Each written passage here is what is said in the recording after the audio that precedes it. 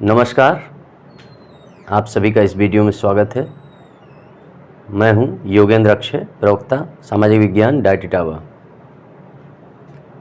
आज हम इस वीडियो में ब्रह्मांड और ब्रह्मांड की उत्पत्ति से संबंधित विभिन्न सिद्धांतों के बारे में पढ़ेंगे। तो आइए वीडियो को शुरू करते हैं। सबसे पहले ब्रह्मांड क्या है? ब्रह्मांड समस्त द्रव्य, चाहे दृश्य हो या अदृश्य हो, ऊर्जा व अंतरिक्ष को मिला करके ब्रह्मांड बना है। यानी जो भी द्रव्य हम देखते हैं या महसूस करते हैं, वो समस्त द्रव्य, ऊर्जा और अंतरिक्ष इस ब्रह्मांड में समाहित हैं। यानी उपपरमाणुवीय कण जैसे इलेक्ट्रॉन, प्रोटॉन, न्यूट्रॉन से लेकर सबसे बड़े से बड़े आकाशीय पिंड, तारे, क्वासर्स और ब्लैक होल्स, ये सभी ब्रह्मांड के हिस्से हैं। यानी हर वह वस्तु जो हमें दिखाई देती है या इस जगत में अस्तित्व में है, जैसे ग्रह, उपग्रह, सूर्य, तारे आदि आकाशीय पिंड, ऊर्जा और खाली स्थान यानी अंतरिक्ष, इन सभी को मिलाकर के ब्रह्मांड बना है। यानी ये सभी इस ब्रह्मांड में समाहित हैं। ब्रह्मांड में सर्वाधिक मात्रा में पाए जाने वाला तत्व हाइड्रोजन है। यह समस्त तारों में भी पाया जाता है और जैसा कि हम जानते हैं कि इस ब्रह्मांड में अरबों आकाशगंगाएं हैं और उन अरबों आकाशगंगाओं में अरबों तारे हैं। इस तरह से सबसे अधिक पाए जाने वाले आकाशीय पिंड तारे हैं और इन तारों में नाभिकीय संलयन क्रिया होती है और इस नाभिकीय संलयन क्रिया में भाग लेने वाला तत्व सबसे अधिक मात्रा में हाइड्रोजन है। तो समस्त तारों में सर्वाधिक मात्रा में पाए जाने वाला तत्व हाइड्रोजन है और इस स्पेस में भी हाइड्रोजन सर्वाधिक मात्रा में पाया जाता है। इस तरह से इस ब्रह्मांड में सर्वाधिक मात्रा में पाए जाने वाला तत्व हाइड्रोजन है। ब्रह्मांड बहुत अधिक विस्तृत है, यानी इसके विस्तार की हम कल्पना नहीं कर सकते हैं। ब्रह्मांड की उत्पत्ति आज से 13.799 अरब वर्ष पहले हुई थी। तब से लेकर के यह ब्रह्मांड लगातार फैल रहा है, विस्तारित हो रहा है। इसके विस्तारित होने की गति प्रकाश की गति से भी अधिक है। इसी कारण से जो आज से लगभग 13.799 अरब वर्ष पहले पैदा हुआ था, उसका व्यास 93 अरब प्रकाश वर्ष है। तो इस तरह से हम ब्रह्मांड के विस्तार की कल्पना नहीं कर सकते हैं। ब्रह्मांड अंग्रेजी के शब्द कॉस्मॉस से बना है, जिसका अर्थ होता है सुव्यवस्था। यानी यह ब्रह्मांड एक सुव्यवस्था के अंतर्गत स्थिर है और कार्य कर रहा है। अन्यथा समस्त आकाशीय पिंड एक दूसरे से टकरा जाते, किंतु ऐसा नहीं है। सभी आकाशीय पिंड अपनी अपनी अलग कक्षा में भ्रमण कर रहे हैं और सुव्यवस्थित तरीके से वे टिके हुए हैं। ब्रह्मांड का अध्ययन कॉस्मोलॉजी या एस्ट्रोनॉमी के अंतर्गत किया जाता है।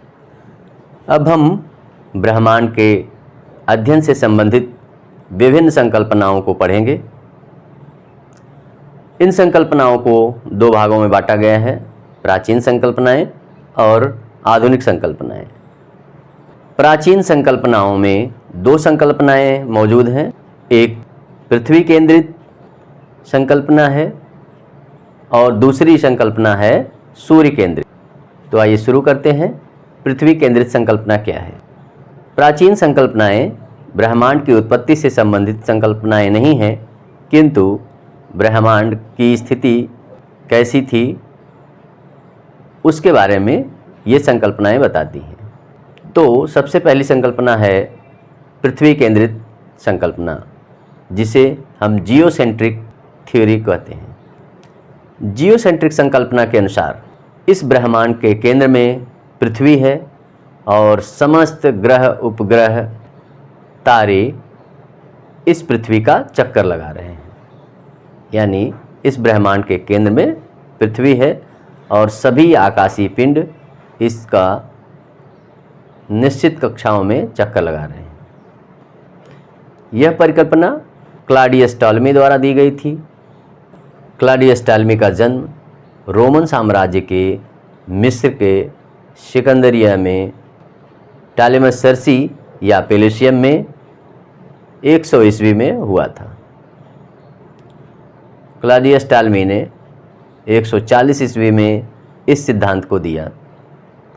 क्लॉडियस टॉलमी एक महान गणितज्ञ, खगोलविद, भूगोलवेत्ता और ज्योतिर्विद थे। यद्यपि यह संकल्पना सही नहीं थी, किंतु इसको तब तक मान्यता दी गई जब तक कि कोपरनिकस द्वारा सूर्य केंद्रित सिद्धांत प्रस्तुत नहीं किया गया। यानी कोपरनिकस के सूर्य केंद्रित सिद्धांत को आने तक यह सिद्धांत प्रचलन में रहा और इसको चर्च द्वारा भी मान्यता दी गई थी।